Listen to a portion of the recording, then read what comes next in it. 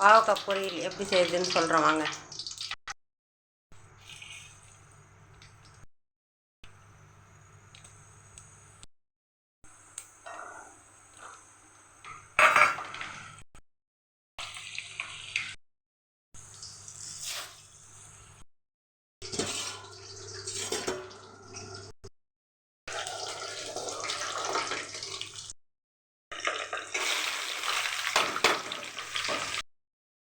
இஞ்சி,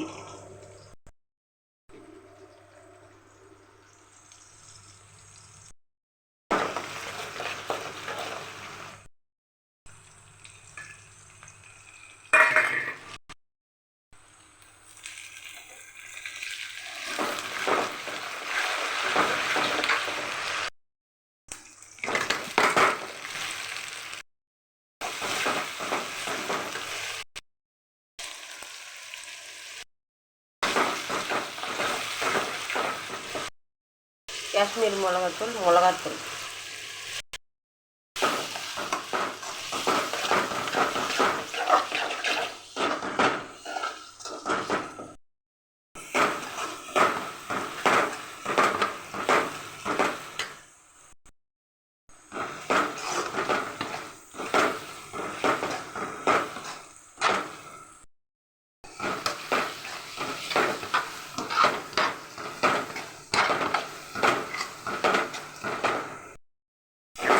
கைவிடாத கலக்கிட்டே இருக்கணும்.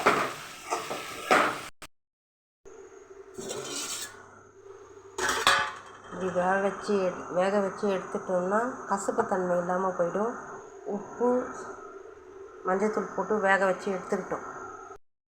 தண்ணி மட்டும் போட்டணும், அதிகமாக தண்ணி போடக்கூடாது, தண்ணி இருத்து கீழே ஊற்றக்கூடாது. இதுக்கு அப்படியே வெந்துடுற அளவுக்கு போட்டுட்டோம். ஸ்டவ் ஆஃப் பண்ணியும் கரெக்டாக இருக்குது, தண்ணி எதுவும் இல்லை.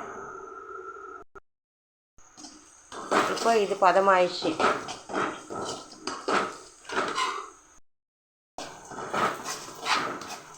இப்போ இதை எடுத்து கொட்டிக்குவோம்.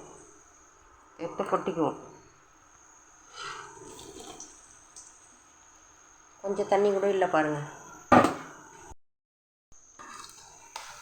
இது செஞ்சால் பாவக்காயோட கசப்பு தன்மையே சுத்தமாக இல்லாத போயிடும். குழந்தைங்க கூட விரும்பி சாப்பிடுவாங்க.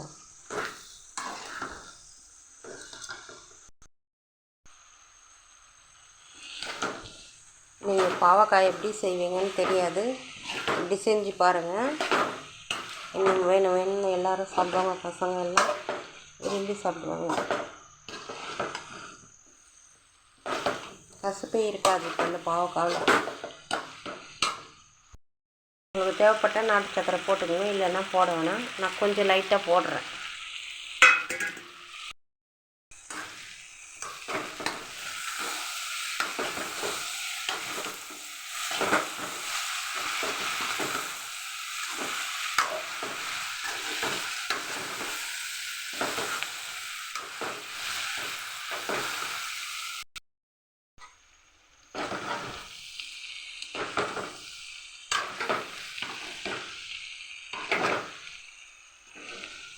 பாவக்காய் பொரியல் ரெடி.